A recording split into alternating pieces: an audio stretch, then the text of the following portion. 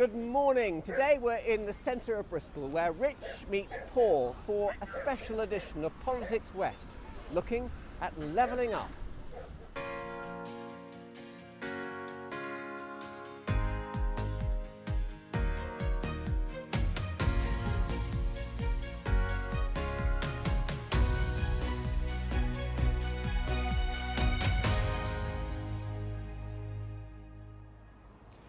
Good morning. It's great to be with you. Now, many of your thoughts will be with Ukraine this morning, and ours are, of course, too. But we have decided today to keep this programme and its politics local. So thank you for joining us in the centre of one of Europe's finest cities, well, at least I think so. From here, you can see across Bristol's skyline and the docks, which are once again the beating heart of Bristol's cultural life. But just a few miles from here, the city's success isn't so obvious and people are struggling to make ends meet, quite frankly. The government's launched its levelling up plan, which it says will create more opportunities for everyone. Well, to discuss what life is like in the city and what's being done to help improve lives is the Mayor. That's Marvin Rees. Also here to talk about their experiences of living in two different areas of the city are Nigel Horlock from Hartcliffe and Amari Cole, who lives in St Paul's, the inner city. Now, if you recognise them, it's probably from the Black Lives Matter protests around the Colston statue, which used to stand behind me near the War Memorial. Well, Seb Chowdhury's been to find out more about these two gentlemen.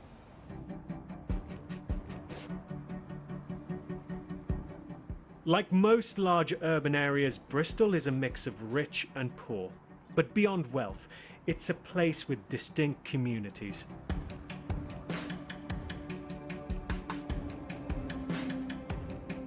I see the community becoming less, I see the cohesion becoming less. I see lots of new people moving in who are not really community orientated, it's gentrification, but in terms of grassroots community, that is getting less and less. In terms of community building, I don't think that there's enough actual jobs locally. Yeah. The government is telling us there's plenty of opportunity. They talk of levelling up and building back better. But what does that mean for people in two of the most deprived parts of the city? There's all these jobs out there, that's right, but they cannot physically happen because you're not well educated enough, so it's just a dream. When the government says they want to level everyone up and make everyone... There's no change coming. I reckon it's going to get worse. And no one's going to get old. Government's just promised us this. We'll change our life around today. We'll stop taking drugs, we'll stop selling drugs, or we'll go get a job. It's the same old crap. It's not going to be listened to. So is levelling up in a better Britain realistic for communities who for generations have felt left behind?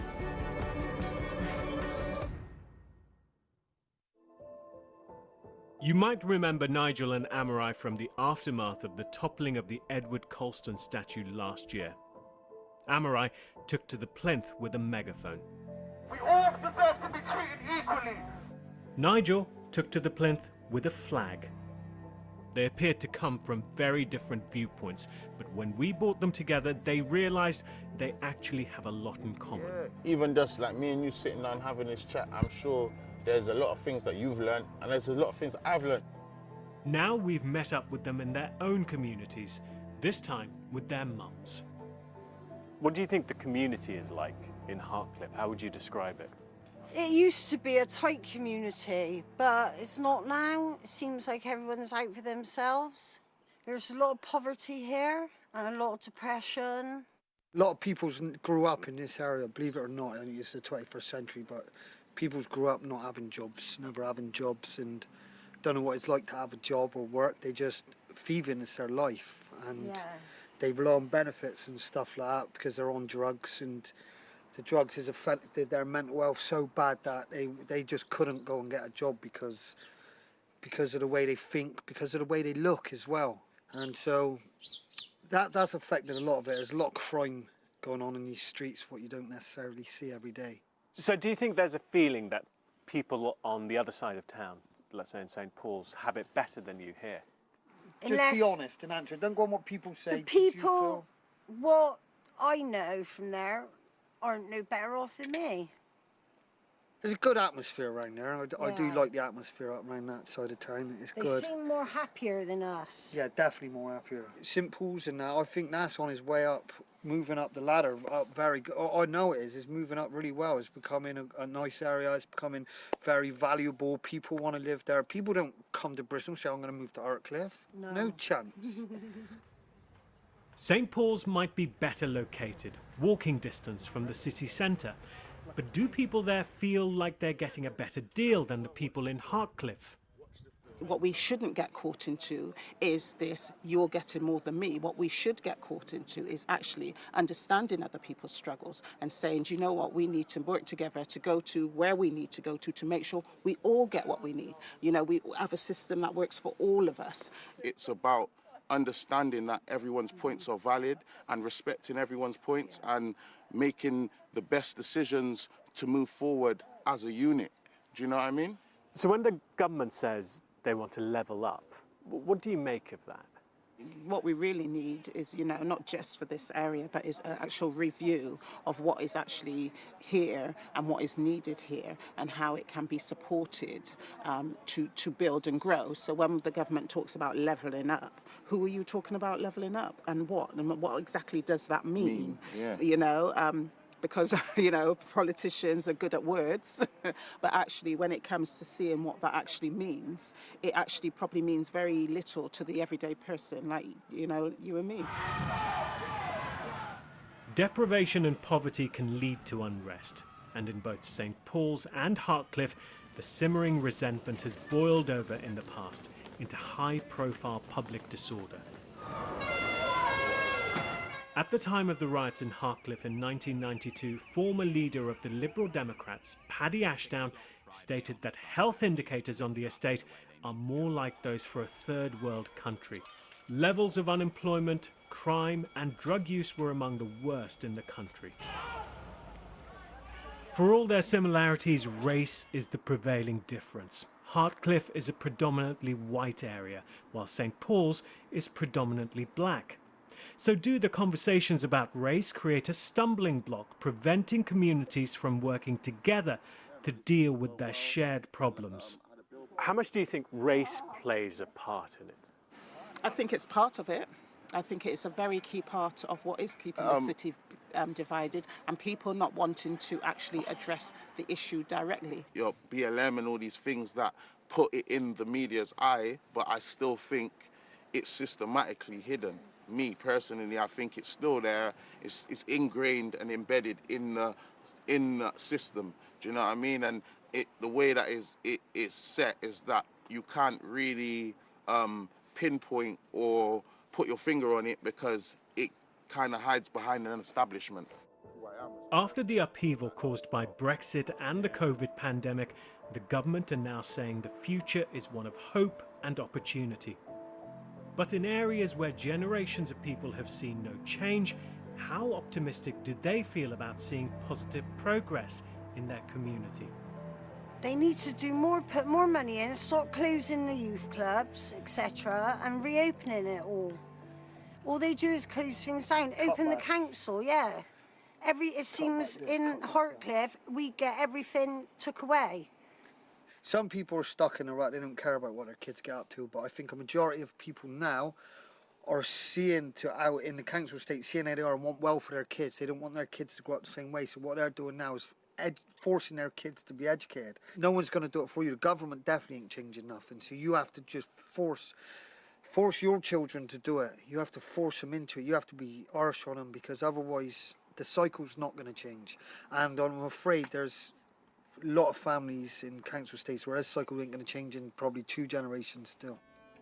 What community is fundamentally about is about communication and moving as a unit and integrating into other communities. We all just want to work and we all just want to live, you know, good quality of life. Without doubt, areas like St Paul's and Hartcliffe have faced many similar problems over several generations. Issues like crime and drug use stemming from poverty and a lack of aspiration.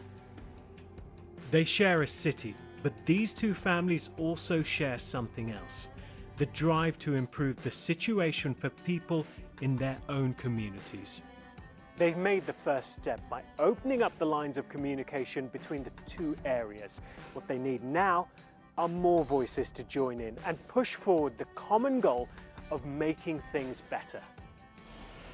Thank you, Seb. Well, let's take up some of the issues that Seb raised in that fascinating report. And the Mayor, as I said, is with me, Marvin Rees. It's good to see you. Hi, David. Should Bristol be more equal, and if so, how? It should be. This is obviously a challenge that goes back in the city for many, many years. I mean, through my own childhood, growing up in here, feeling like I was looking on a wealthy city and not participating in it, but even to my nan and granddad stories growing up here, back in the day. But I mean, tackling the inequality is a wickedly challenging issue. But what we've done in the city is really put inequality at the centre of what we're trying to do. What does equality look like? Well, we actually use the term inclusion more than equality, which means that we describe the city being a very wealthy place, 2 world-class universities, thriving tech sector, a fantastic story to tell to the outside world, but many people not being included in that. That's jobs.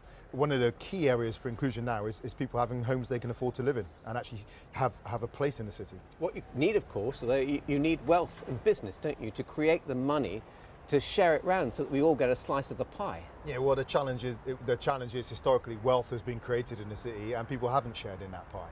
And whether that be along the lines of class, geography, race, people have been left out. And again, that's one of the things that we've put front and centre at the challenges facing Bristol. How do we build a much more inclusive city? Well, one point that both our guests agreed with is that there's a lack of community around. In St Paul's, it was put down to gentrification, and that's an issue, isn't it? As places move up, they become desirable, people move in, house prices go up, and you can't afford to live there anymore. Yeah, and again, I mean, where I grew up, when my mum lived in the same house since '78, that £16,000 house at the time, and now the houses around there are a few £100,000. So out of the reach of most people. Exactly, so and because of the shift to rental, private rentals as well, we have more instability in the housing market because tenants can be told, well, unless you can pay another £200-300 a month on your rent, we're going to move you out and get someone who can pay. Well, on housing front, that's why we're building homes and building them affordable homes, but building homes to rent as well, like so directly through social landlords, so we can really anchor those homes into communities. But we do need the volume of homes coming through, and you'll know that over the last few years, we really have pressed to get homes built in Bristol. Nigel talked about Hartcliffe. He said people don't move to Bristol and say they want to live in Hartcliffe. Do those big windy estates on the outskirts get the worst of all worlds? I think they can do. I know, and I was just saying with Nigel, two of my nan's brothers, my nan was one of 11, where they were amongst the first people to move to Hartcliffe when they got slum cleared, as they were from Easton back in the day. But they can do, because I sensed this when I lived in Lawrence Weston. When we moved to Easton, yes, we were poor and we were left behind, but we could walk to town and we could feel like we were part of the city story. When we were in Lawrence Weston and if you're up in Hartcliffe, you're on the edge of that bus route, it can be too pricey and you can feel totally left out of this story that's in the middle of the city. I'd say actually one of the biggest examples of that over the last few years was European Green Capital. It was a fantastic story to Europe and to the rest of the world, but we know that many people in the city just did not have a part of that whole conversation, which is a challenge we picked up. Another point that was made by Nigel in the film is that there's an education problem. And so people can see nice jobs, but they haven't got the skills to get them. Yeah, and again, in the whole levelling up conversation, this is a point we've been making repeatedly. We talk about a skilled economy in Bristol, tech, green economy, 2 world-class universities, but where you need a diverse economy that offers opportunities for people who don't go out and get PhDs and go into the renewable industry. So we have to value caring, the caring profession, which we need as well. We have to have construction trades. So we are working at how do we protect that diverse economy that offers a whole range of entry points to people. Does the debate about race prove to be a stumbling block to levelling up and actually pitting different parts of the same city against each other? Well, it will if you pit different parts of the city against each other, but it doesn't if you actually understand how race works. And one of the points I've made repeatedly is there is a thing called white privilege, but my white mum and my white family did not lead lives of privilege. Right? Those things are true at the same time, and they're difficult to hold together. So what do you mean by white privilege? Well, white privilege means that we're in a world in which having a white skin can actually, all other things being equal, will give you a leg up. But what I'm also recognising, and this is really important, that my white mum, bringing me up in the city, lived in poverty. My nan worked at Bright's old department store at the end of the road never had opportunity within the city to fulfill their potential. So class actually sits alongside race. They're not the same thing, but they're inseparable. And we have to understand how class and race work together to disadvantage people and lock them out of opportunity. One thing that everyone experiences is rising prices.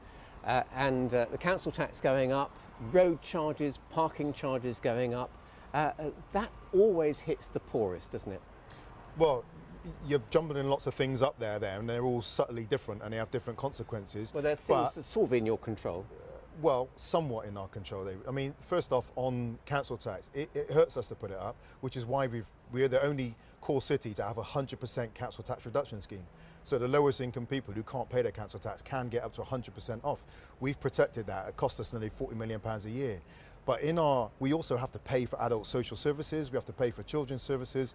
We have to raise the revenue because government make the assumption. I understand that, but it is the poor that end up paying, and that's that little bit of money they've got left. And that's why I said we have retained a 100% council tax reduction scheme. But it is about council tax, but it's also about us building homes that people can afford to live in.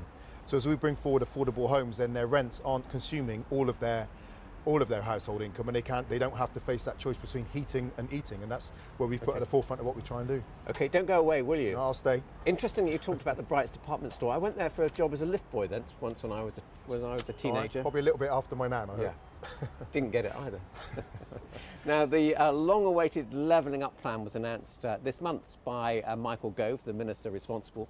He said it would improve opportunities across the country and shift both money and power into the hands of working people. It was a part of the Conservative 2019 election manifesto, remember that? It seems a long time ago, based on the idea that communities who feel they've been left behind should get a chance to catch up. It means making opportunity more equal. For far too long, the United Kingdom, England in particular, has had an economic powerhouse in London and the South East, but not everyone has shared in that success. So we want to make sure that overlooked and undervalued communities from Middlesbrough to Mansfield, from Wolverhampton to Walsall, get the support they need, and that we shift both money and power into the hands of working people. Michael Gove there, who says it's a noble project. Well, to find out if people on the street have even heard of levelling up or know what it's about, we've been out to gauge opinion. Levelling up plan? I've never heard of it. Is it something that's just come out, something new the government introduced? Never heard of it. I honestly don't know, honestly. I don't think I'm the right person for this, to be fair. No, I don't have a clue either. I don't really watch telly. No. Oh, I've got no idea. Politics is not with me, honestly. I don't know about it. I'm not up to date on it. I don't know what you mean by levelling up, sorry, what is it regarding, sorry? Do you know what, I don't actually know too much about it. I'll be totally honest, so I have no opinion whatsoever. I'm so sorry. Is it just kind of like the, I don't know. I don't really know, to be honest. Not a lot, don't suppose. I don't know. Not much, really, because I don't know much about it, really. It's a past comment. It's a past comment, so I can't really say anything. Levelling up plan. I'm not too sure what that is, to be honest. Can you explain? Some views on the street there which might be of interest to the government. Well, let's meet MRI and Nigel. Welcome. Thank you so much for coming on our programme. First of all, are you two now friends? Yes. Yeah, we're acquaintances. We talk. We spoke numerous times since then about things, and you know, like I said when we done an interview, it's about having a dialect and conversation and trying to get a better understanding from both sides, basically. Nigel, were you surprised at how much you've got in common? But yeah, of course.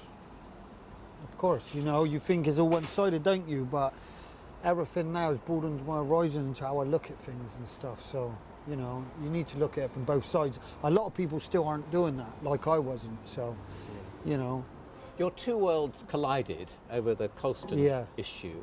Are you sort of at one with that now? Are you both happy with this plan? Yeah. Just to put it in a museum on its back? Well, I don't know. I have some things which disagree with or whatever, or if you're going to put in a museum, then put in a museum how it was, not with the stuff sprayed on it and stuff what was done to it, because that still, in my eyes, promoted racism from another side. But you know, what do you think? I think, yeah, put it in a museum, leave it as it is. That comes with a history behind it, and it has a story to tell in it, why it ended up there, why it is the way it is. There's photos to see of how it was before, and I think it's important for people to be informed and have an understanding of the whole situation. You know what I mean? Well, it's great that you've had a conversation and that, there's some understanding going, but I know you wanted to meet the mayor and have a chat with him and put your issues directly to the man in charge of the city. Who wants to go first? On what issues? On any issue you like. On the green zone. That is just hitting the poor. Clean air zone. Clean air zone. It's just hitting the poor. You're hitting the people who can't afford new cars. You're hitting the businesses that can't afford new trucks, like my business. That's just hit the poor right in the pocket. Okay. We can't afford to buy new cars. Let the mayor answer that. So two things. These are points I've made from the very beginning on the clean air zone. If you look back at the headlines over the last 3-4 years, the points we're making very beginning, that the clean air zones are very blunt instruments and will impact on businesses and low-income households the most. So we were making that point, and at the time we were taking a lot of hits in the press, by the way, because they were saying, "Oh, you're delaying, you're missing deadlines." We were saying to government, it's a very blunt instrument. Secondly, we're actually legally required to do it. We don't have a choice. Okay. So we're under threat of court action if we don't put a clean air zone in. But what we did do with government was to negotiate a package of support. So we got £42 million that we're able to use to support businesses to acquire new vehicles and support households. So we still think it's a very blunt instrument, but we've held the line constantly that we don't want it to fall on the shoulders of the most vulnerable. How could that help my business?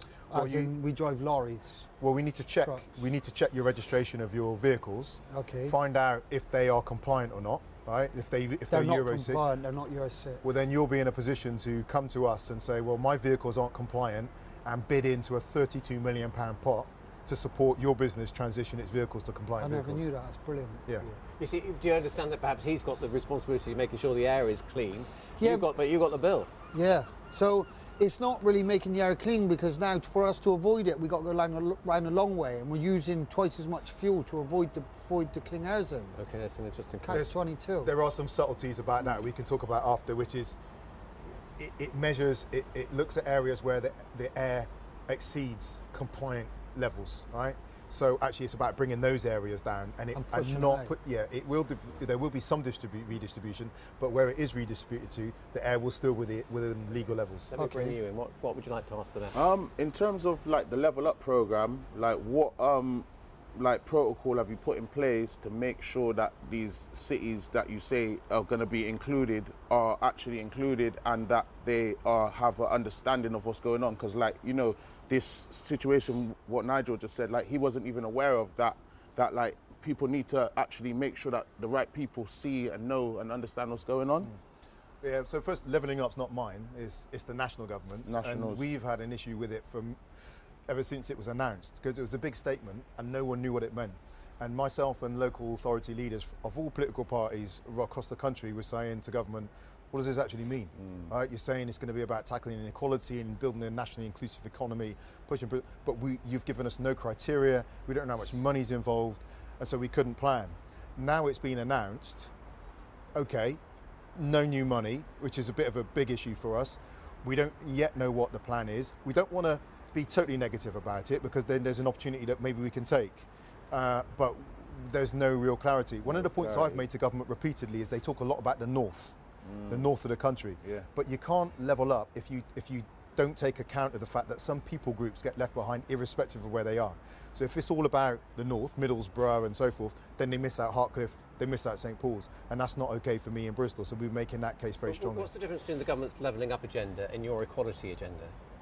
Well, we're looking at the whole city, so we look from Lawrence Weston to Hartcliffe. Yeah, but you're both trying to do the same thing, aren't you? It's both. Well, yeah. I might suggest, humbly, that we have a little bit of a more nuanced approach to it. We do look at issues of class. We look at issues around women being excluded, disabled people. We look at race issues, And we take account of all of those as drivers of inequality. At the moment, the government's national levelling up conversation is very, very heavily focused on geography and doesn't take account of particular people groups. Yeah. So on a local level, like in terms of like youth centres and like the funding for that, is there any like steps being taken to like kind of, because I've noticed that there's not really as much of them as when I was growing up. There's quite a lot of residentials, camps and stuff, and now it seems like there's not really that much. Is there going to be like more funding available for those things, or is it? Well, that's one of our disappointments with levelling up. And it no seems to be very little conversation about local government and what does local government do. If you underfund local government, you don't fund things like youth services and those early interventions. And I think there's a lack of understanding too often in Westminster and Whitehall that delivery does not happen by national politicians pulling levers and getting outcomes in Hartcliffe and St Paul's. Delivery at the local level happens through local council, and for 12 years, you know, we've had funding cut from us, and it actually undermines our ability to spend money. So we end up with £15 worth of need and a £10 budget, making very difficult decisions about what we don't fund. What about so the housing crisis? So the people that are poor that can't afford houses, they can't afford to buy a house, now they have to rent, so they have to pay even more. Why can't you cap on people, or you buying houses by the tens and using that as a business and then renting them to people that can only afford to rent but charging them an extortion? Why can't you cap that and then somehow work the council tax into their bill? People who own over 2 houses and use them as a business to rent. Why cannot something be subsidised? So the buy-to-let issue that you're... Is there anything that you can do about that? They can't afford to rent. They can afford to rent, but then they can't afford to save for a mortgage. Well, we don't have the legal powers as a local council to cap rents in the private rental market. But actually, as you say that, in the next few weeks, Tom Renard, who's my cabinet lead for housing, is holding a renters summit in the city. And one of the outcomes from that renters summit is going to be the basis of a letter we're going to write to government, again pressing them to give us the powers to be able to intervene in the private rental market so we can begin to put rent controls in. I suppose you do need landlords, don't you? Well, yeah, of course you do, but the rent's just too high in Bristol for people to be able to afford to live. It's an average of probably £800 to £900 a month. You know, it's people can't afford it, and they definitely can't afford to buy housing. And this is the poor states we live in, and it's just making it worse. It's made the gap bigger between rich and poor. But that's one of the reasons, if you see the conversations with us and you see the cranes up, it's one of the reasons we're building houses. If you go down Bath Road, you'll see that block going up just opposite the fruit market. That's 100% affordable. And then what you need to do... affordable? Well, social rent. We're not talking about 80% of market. That's part rent, part buy. So people can buy, and then it's they're built to rent, but that's with a housing association. But our drive now to build tens of thousands of homes in the city, the whole Temple Quarter development that we're looking at, that's all well and good, but what you need to start doing with these builds within Bristol is use people within Bristol and not let the richer companies have the monopoly of the builds, because the smaller companies are not getting a chance in. Using companies from London to come and build in Bristol. It needs to be kept in Bristol. We could go on forever, couldn't we? You could. Thank you all very much, because that's it from us this week. Thanks to my guests, Amarai Cole, Nigel Horlock and the Mayor, Marvin Rees. Well, one thing we've all got in common is that Bristol is our city and we all want to see it thrive. I was born here too and have seen lots of changes. Areas that were slums are now trendy and other neighbourhoods have gone into reverse. But whichever part of the city or the West Country that we're from, perhaps we should all reach out to each other just a little bit more. Bye-bye. Thanks for watching.